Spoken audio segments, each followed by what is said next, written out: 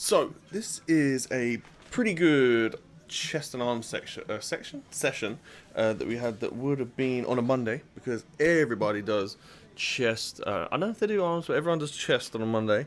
So it's like a big fucking fight for the bench press. But we get involved in that. Start the week off on a high. We usually do chest. Obviously at least once, but sometimes or mostly twice a week. So start the week off on a high on a Monday and finish it on a high on a Friday, because I hate doing everything that is not chest.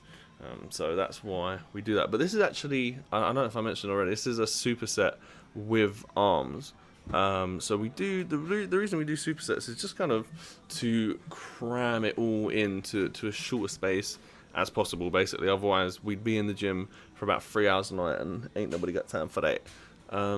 So that's why we do it, and also it just helps you keep that consistent pump. So what we'll do is, as you can see here, so I'll smash out these reps here with the incline bench press, and then I'll jump straight on. You can't see because it jumped, and there's editing, but you go straight onto the curls immediately, and then you just smash them out.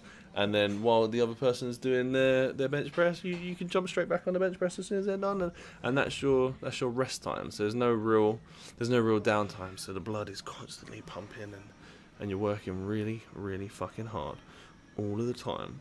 And with the bench press as well, I don't know if you notice, if you're observant, you'd probably see that we have started off with incline bench press to be more specific. So what we'll do is we tend to mix it up with what we start off on. So, for example, we will start off on incline bench press some days. We'll start on flat bench press some days, incline dumbbell press, flat dumbbell press. We don't do decline ever, really. I used to do decline way back in the day when I first started kind of lifting weights, but this gym in particular doesn't have a decline bench. The benches don't bend back. I don't know if you can see on the bench there, but they don't bend back, so you can do a decline. They got like a little ab thing that you can maybe use as a makeshift decline. But I've gone off on a little tangent about decline. But yeah, you can't do it. So the reason we mix it up is just because obviously if you do flat bench press and then you go on to incline, your incline is going to be a little bit weaker because obviously you've already smashed your chest out on the flat one. So we mix it up just to make sure that we're giving our upper chest and our lower chest an equal chance to shine and get stronger, basically, so that they're both being used to their full capacity at least once a week. If that makes sense, I hope that makes sense. It makes sense to me, so I guess that's all that matters, really. And we also mix up the grips on our bicep stuff. So if you notice when we were using the dumbbells, so we'll do one set with just kind of a straight grip, pinky up, and then we'll do one set with hammer curls, and then we'll do one set twisting. So we kind of start with our palms facing towards our backs, and then twist it out. You can go back and see it again if you missed it. But yeah, that's what we do, just to make sure that we are covering all of our bases on our biceps as well, so that nothing kind of is uneven or anything here. And this in particular here, this exercise that I'm doing right now, is really, you can see the pain on my face. But I think it does the outside, I think. But it's really good. You just have to make sure that you keep your wrists locked. And it does your forearms as well. It's quite a forearm intensive exercise. And you can see we're doing this here with flat dumbbell press. So again, mixing up. And the weights that we work up to, we can go right up to the 50 kg dumbbells, but they're as heavy as it goes in this gym. They don't have anything that is heavier. So, I mean, I think at a push I could probably go maybe 54s, maybe a little bit more, maybe 56, because we can get the 50s for, I think it's a pretty comfortable weight we can get them for. So, I mean, I would be interested to go to the gym with slightly heavier weights. I'm not sure what this is here that I'm doing right now. So that's 2 reps, 3, count women now, 4. So I'm probably going to go for 6, because 5, yeah. So I imagine these are probably like 44s, or are these 44s? I don't know. But the rep ranges that we usually work towards, but typically is we with the chests as well is we go 15, 10, 8, 6, 4. So the reason that we go for those kinds of numbers, and also with the weight going up as the numbers get lower. So the reason we do that is because obviously the more reps you do, the more muscle you're building. It's time under tension and that. But moving on to the heavier weights also helps you get stay a little bit stronger. So we don't want to just be looking good. We actually want to be able to perform as well. Not for any particular reason. I have no plans on really performing anything, but I just like the idea of being quite strong and be able to pick heavy shit up. So that's why we do it. And then you can see the flies here are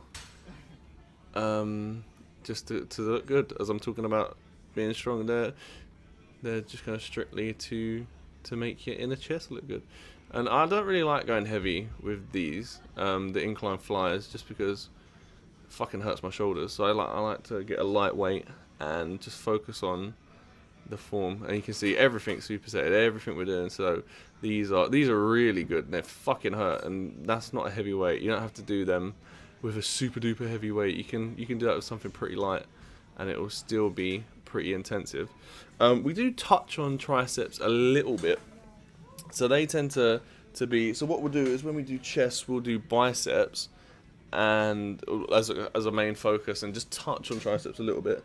And then when we do back, we'll focus on triceps and just touch on biceps a little bit. Just because I know people do back and biceps together and chest and triceps, but I don't really get that because I feel like you're not really getting the best out of either of them if you're doing that.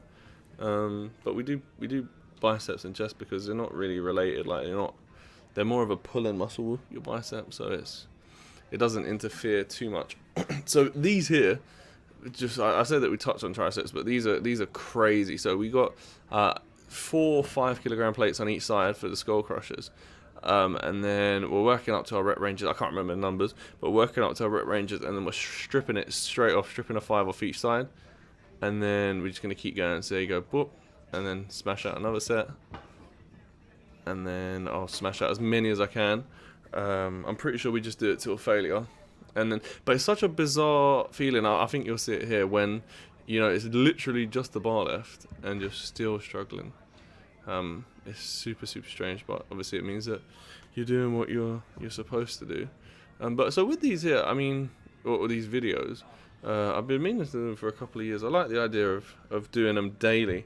Just the fact that I can refer back to where I've been, kind of thing. So if I wonder what I was doing like the summer of 2012. I wonder how much I was bench pressing, and I can go on the video and see that I was having a pretty fucking hard time with like 50 kg or whatever it would be. I just like the idea of that. And I think I might have just lied. I said that we just touched on triceps, but it seems like we're fucking doing an awful lot of tricep stuff. And with this, it usually just be like 3 sets of 10 or 3 sets of 8, just making sure that the form is decent. Decent. Yeah. So there's not really too much more. Alright, so I've got me doing every single fucking set of these. And you can see on the right, you can see the weight going up and down. The weight's not crazy. But we did just do the skull crusher thing, so it doesn't need to be super, super high.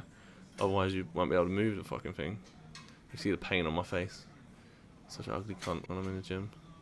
And this is a good little finisher. So what we do is we smash out the dips on here. And then we'll do as many as we can. So this is all just till failure, this stuff here. So do as many as you can on here. Go on, you can't get out. Nah, fucking pansy. And then straight into push-ups. Hopefully I'm doing them alright. Yeah, they're not too bad. As many as you can on them.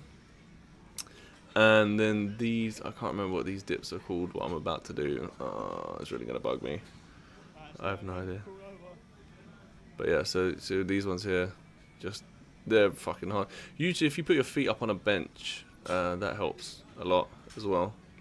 So, but at the end, after we've done all the tricep stuff and everything else, it's pretty tough. So yeah, that's the video. Have a good one. Thanks if you made it this far, you can't.